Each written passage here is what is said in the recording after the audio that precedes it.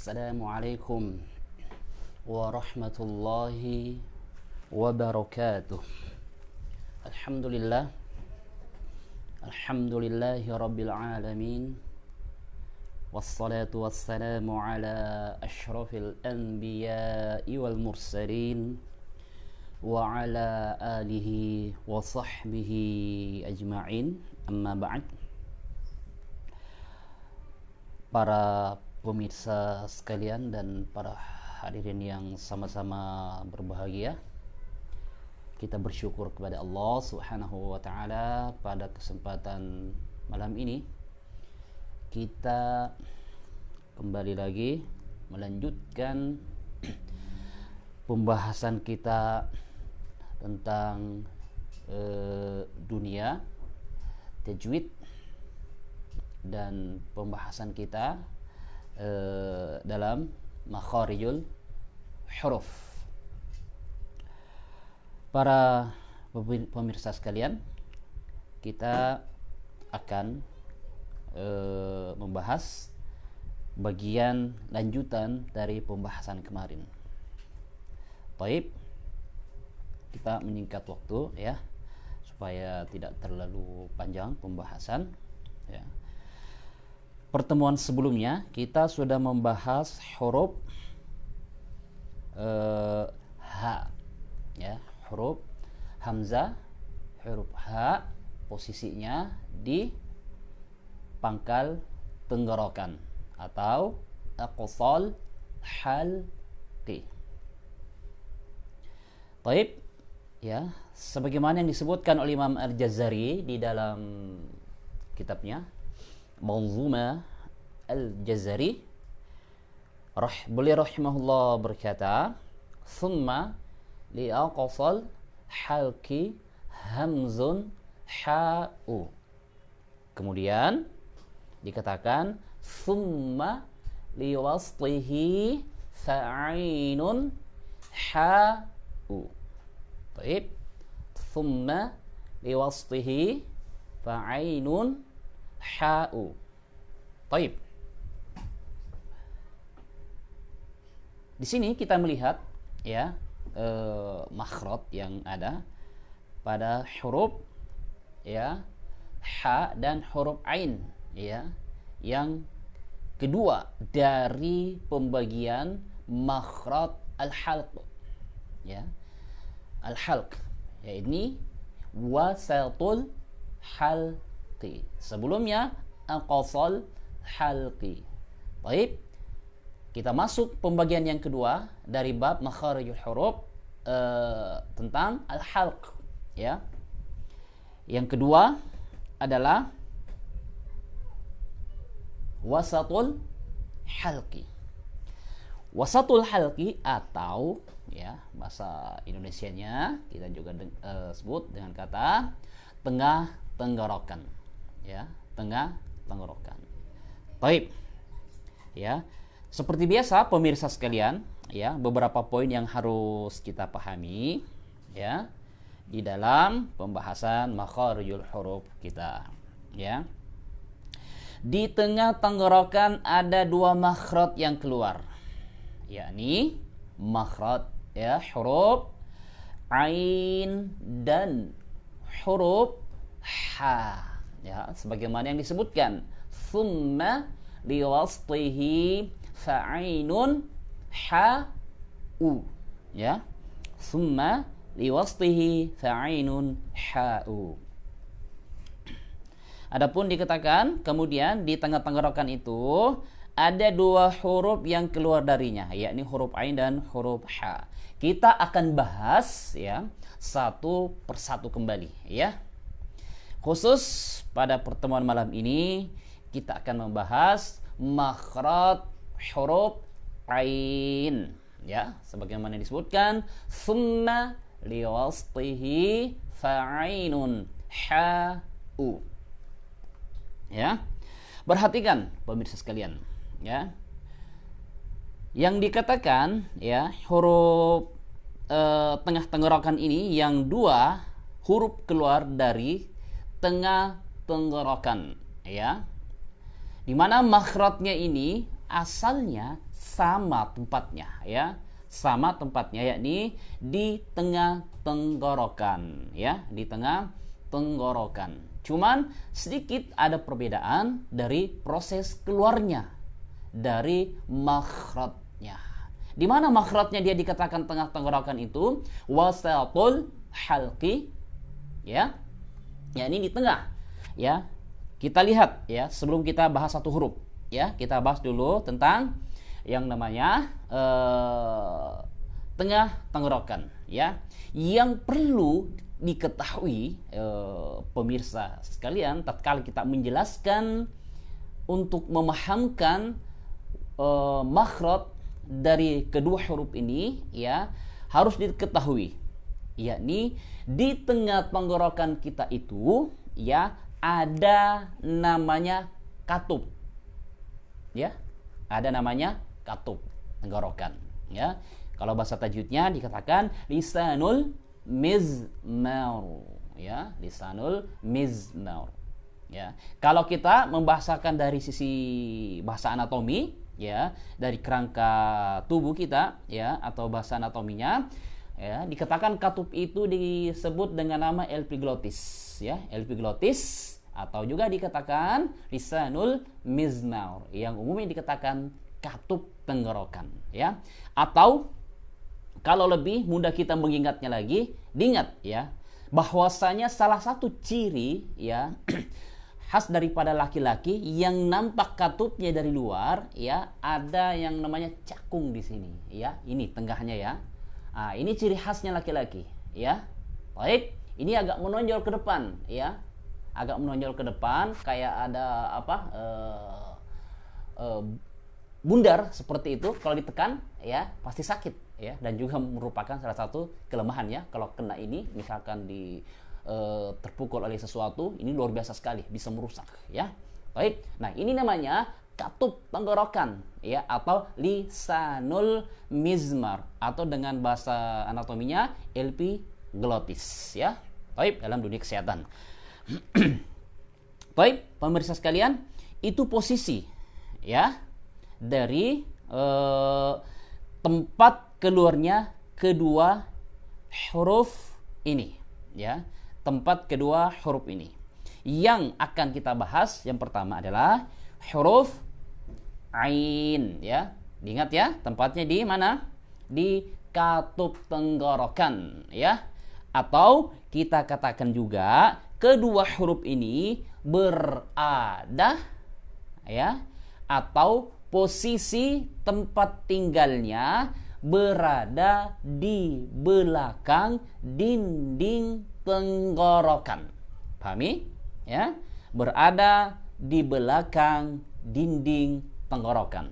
Taib, kedua huruf ini. Namun pada saat dia keluar, lepas dari makhrajnya, ya, lepas dari makhrajnya, maka, ya, proses keluarnya sedikit ada perbedaan. Ya, sedikit ada perbedaan. Baik, apa perbedaannya?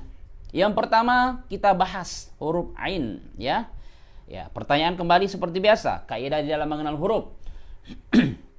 Yang pertama, ya, pertanyaan di mana tempat keluarnya huruf ain, ya, maka jawabannya tentu di wasatul halqi, di tengah tenggorokan, ya. Kalau ada orang bertanya, siapapun dia, ya, siapapun dia dalam ilmu tajwid, kalau ada yang bertanya di mana posisi, ya, atau di mana tempat keluarnya makhraj atau huruf ain tersebut, tempatnya di tengah tenggorokan. Baik, kita sudah paham, pemirsa sekalian, ya, diingat, sudah tahu di tengah tenggorokan atau wasatul halqi. Baik, kaidah yang kedua untuk mendekatkan pada pemahaman, lebih mudah kita memahami makhraj, ya. Bagaimana cara keluarnya apa? Huruf ain tersebut, ya, dari makhrajnya atau dari tempat keluarnya huruf tersebut. Baik, ya. Jawabannya cara keluarnya, ya. Cara keluarnya yang harus kita ketahui lebih pertama, ya, yakni pada saat, ya, huruf ain ini mau keluar dari makhrajnya, ya, yakni di katub atau lisanul mizmar, atau di tempat sini ya dikatakan cakung epiglottisnya, ya. Huruf ain ini ya dengan cara ya dia keluar melewati katub ini ya dengan hampir-hampir saja dikatakan ya huruf ain ini menempel di belakang dinding tenggorokan ya. Pada saat dia melewati, misalkan ada celah, ada tempat keluar jalan tersebut ya, maka huruf ain ini dilewati makhrajnya di katub itu ya, dengan cara dilewati makhrajnya itu katub atau lisanul mizmar itu ya, dengan cara apa? Melewati ya di belakang dinding tenggorokan ya, dengan cara ya atau proses melewati belakang dinding tenggorokan. Dengan apa? Dengan posisi hampir saja dia menempel ya. Artinya apa? Merapat sekali ya. Artinya sangat merapat ya di belakang dinding tenggorokan. Sehingga tatkala dia merapat di belakang dinding tenggorokan atau hampir-hampir saja menempel, sebagian pendapat mengatakan dengan menempel, tapi tidak menempel ya, hanya mendekati hampir menempel, kemudian lepas ya. Baik. Nah, saat terjadi perjalanan itu dia mau keluar dari makhrajnya, maka secara otomatis ya makhraj tersebut terjadi penyempitan ya. Terjadi penyempitan pada proses keluarnya dari makhrajnya tersebut ya. Terjadi penyempitan pada makhrajnya, sehingga ya tatkala kita mendengar suara yang keluar dari katub itu ya, suara yang keluar seolah-olah ya atau persis ya suara yang terdengar dengan suara cekikan ya, atau suara tersebut kayak ada yang mengikat ya, kayak ada yang menekan atau kayak ada yang menyekik suara yang keluar dari makhrajnya. Seperti itu posisi ya atau cara keluarnya huruf ain dari makhrajnya. Baik ya, itu cara atau proses keluar dari makhrajnya. Baik, dipahami ya para pemirsa sekalian. Jadi kita tidak hanya sekedar mengetahui ya bahwa makhraj huruf ain keluar dari tengah tenggorokan atau wasatul halqi. Tidak cukup itu kita pahami. Akan tetapi harus juga memahami bagaimana cara atau proses keluar dari makhrajnya tersebut. Baik. Kemudian yang ketiga ya, cara pengucapan makhraj huruf ain tatkala dia berlepas atau keluar dari makhrajnya. Baik ya. Caranya adalah seperti ya, kalau kita ngambil posisi seperti tangan ya, bagaimana cara hampir menempel di belakang dinding tenggorokan ya, hampir memang seperti ya. Ya, seperti ini ya, atau posisi tangan kita ya. Cara keluarnya ya. Ya, posisi ya, kalau dia menempel dan tidak kembali, istilahnya dikatakan menempel dengan 100%, maka posisi dia akan seperti itu ya. Ya, tidak akan sempurna ya, tetapi setelah dia menempel memberikan lagi sedikit ruang ya. Ya, ini dikatakan dia posisi hampir saja dia menempel di belakang dinding tenggorokan saat dia keluar dari makhrajnya.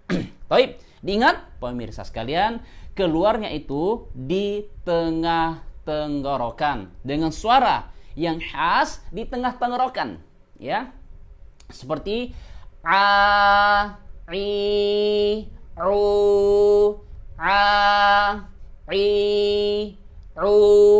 ya, ini ya, a, i, u, ya. Baik, caranya misalkan kita lagi juga latihan hurufnya, ya.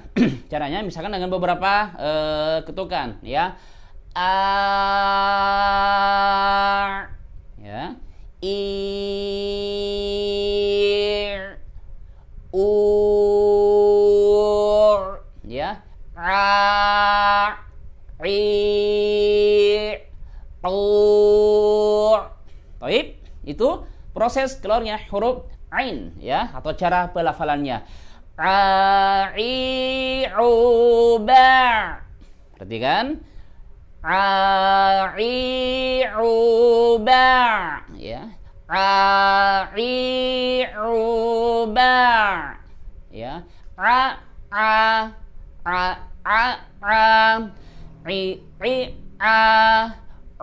i, a, ya. Baik. Sedikit saja, ya, cara proses keluarnya huruf ain, ya. Jadi kita harus memahami cara pelafalannya. Jangan sampai nanti terjadi kesalahan. Baik, ya. Ini cara pelafalan huruf ain. Berikutnya adalah sifat daripada huruf ain itu tersendiri dikatakan jahar, ya.